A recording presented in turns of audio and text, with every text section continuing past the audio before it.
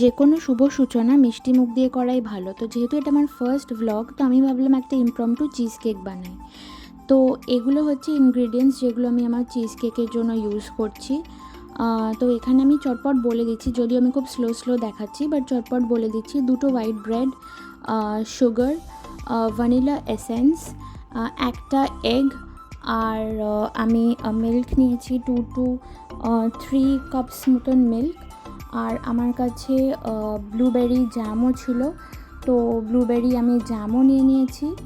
আর তোমাদের কাছে যদি যে কোনো বিস্কিট থাকলে ভালো হয়, যদি মারি বিস্কিট থাকে it is completely fine, but আমার কাছে ইউনিবিক বিস্কিট ছিল, লোটাস বিস্কফের মতন, ওটা অনেকটা টেস্ট হয়। তো ইউনিবিক বিস্কিট আমি 4 থেকে 5টা নিয়েছি। তো ওটা বেসিক্যালি আমি আমার চিজ কেকের বেস লেয়ারটা তৈরি করব বলে নিয়েছি। এখানে দেখো, দেখতে পাচ্ছ যে 5 থেকে 6টা বিস্কিট উইল বি এনাফ। আর একটা ভীষণ ইম্পর্টেন্ট ইনগ্রিডিয়েন্ট এই পার্টিকুলার রেসিপিটার জন্য, উইচ ইজ একটা মানি প্ল্যান্ট, যেখানে একটাই লিফ আছে। এটা আমরা ইউজ করব পরে, তো কিভাবে সেটা আমি পরে বলবো।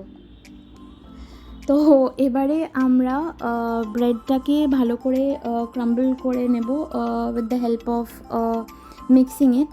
আর আমি ইউজুয়ালি ব্রেডটাকে ক্রাম্বল করেছিলাম একটু চিনি দিয়ে, যাতে ওটা হেল্প করে গুঁড়ো গুঁড়ো হতে, একদম খুব ফাইন একটা গুঁড়ো গুঁড়ো হয়ে যায়। আর যখন পুডিংটা হয়ে যায়, এই ব্রেডটার মানে ওই যে it adds a lot of texture to the cheesecake cum pudding or whatever you can say. তো ওটা খুব ভালো লাগে খেতে, একটা সলিড স্ট্রাকচার দেয়।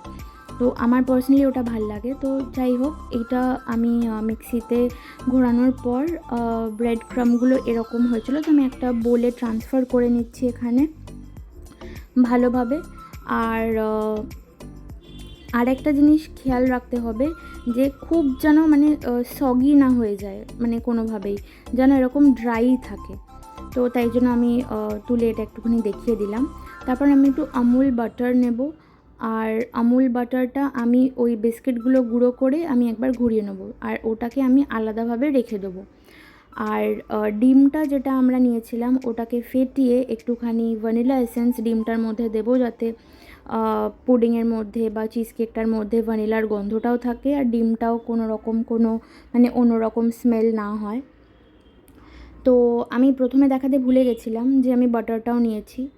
সো আমি কি করলাম, ওই এগের মিক্সচারটার মধ্যে ওই ব্রেড ক্রাম্ব আর দুধটা মিক্স করে আমি এবার খুব ভালোভাবে ওটাকে একটুখানি এর ইনকর্পোরেট করে মিক্স করতে হবে। দেখো, আমি খুব ভালো করে ওটাকে মিক্স করে যাচ্ছি। আর আই রিমেম্বার, যতক্ষণ আমি মিক্স করছিলাম আমার গন্ধটা ভীষণ ভালো লাগছিলো, আর আমার মনে হচ্ছিলো যে আমি এটা ভিডিও বানাচ্ছি, যদি ভালো করে হয় তাহলে তো ভালো, বাট যদি উল্টোপাল্টা হয়ে যায় তাহলে তো আই এম গন। তো নেভার মাইন্ড, বিস্কিটটা আমি গুঁড়ো করে নিলাম, তো সেটা আমি একবার দেখিয়ে দিলাম। তারপরে এই মিক্সচারটার মধ্যে আমি চিনিও ঢেলে দিলাম, ঠিক আছে। তো চিনিটা ভালো করে আমরা ফেটিয়ে নেব ওই পুডিংয়ের মিক্সচারটায়, নিয়ে একটা স্টিলের পাত্রে আমরা ঢেলে দেবো। তো এটাই আমি স্টিমে চাপাবো। তো আমি একবার দেখিয়ে দিলাম কীরকম ব্রেথ আছে ওই স্টিলের কৌটোটার। তো একবার আমি ওটাকে করার পর আমি এটা আমার স্টিম হয়ে নাবিয়ে নিয়েছি। তো আমি এডিটটা যখন করেছিলাম তখন বলেই দিচ্ছি। তো আমি এটা নাবিয়ে নেওয়ার পর, ইফ ইউ রিমেম্বার, যে আমি বিস্কিটগুলো গুঁড়ো করে রেখেছিলাম, তো আমি 3 থেকে 4টে সিটি দিয়েছিলাম। 4টে সিটিতে আমার ইয়েটা মানে পুডিংটা ভালোই হয়ে গেছিলো। একটা টুথপিক দিয়ে দেখে নেবে যে টুথপিকটা মানে প্রপারলি ক্লিনলি বেরিয়ে আসছে। যদি টুথপিকটা ক্লিনলি বেরিয়ে আসে তাহলে বুঝবে যে পুডিংটা সেদ্ধ ভালো হয়ে গেছে। আমি ওই টেস্টটা করেই নিয়েছিলাম। তো ওই মিক্সচারটা আমি যখন প্রেসার কুকারে দিয়েছিলাম, দেওয়ার পরে 3 থেকে 4টে সিটির পর আমি নামিয়ে একটু ঠান্ডা হয়ে যাওয়ার পর কৌটোটা নিজে থেকেই খুলে যায়, তো খুব একটা এফোর্ট লাগে না।